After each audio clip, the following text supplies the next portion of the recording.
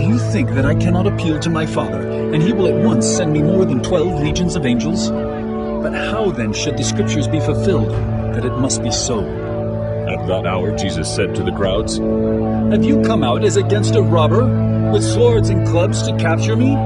Day after day I sat in the temple teaching, and you did not seize me. But all this has taken place that the Scriptures of the prophets might be fulfilled. Then all the disciples left him and fled. Then those who had seized Jesus led him to Caiaphas the high priest, where the scribes and the elders had gathered. And Peter was following him at a distance, as far as the courtyard of the high priest, and going inside he sat with the guards to see the end. Now the chief priests and the whole council were seeking false testimony against Jesus, that they might put him to death.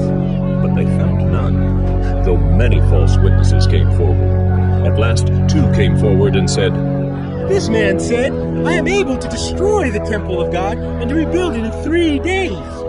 And the high priest stood up and said, Have you no answer to make?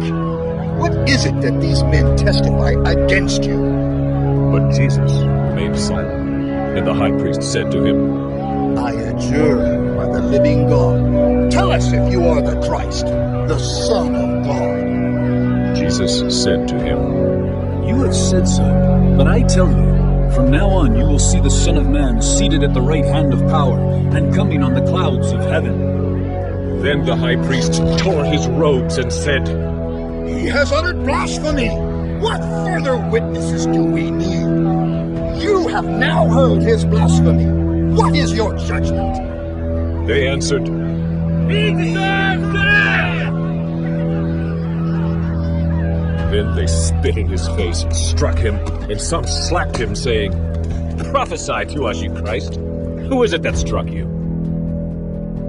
Now Peter was sitting outside in the courtyard, and a servant girl came up to him and said, You also were with Jesus the Galilean. But he denied it before them all, saying, I do not know what you mean. And when he went out to the entrance, another servant girl saw him, and she said to the bystanders, This man was with Jesus of Nazareth. And again he denied it, with an oath. I do not know the man. After a little while, the bystanders came up and said to Peter, Certainly you too are one of them, for your accent betrays you. Then he began to invoke a curse on himself, and to swear. I do not know the man. And immediately the rooster crowed, and Peter remembered the saying of Jesus. Before the rooster crows, you will deny me 3 times. And he went out and wept bitterly.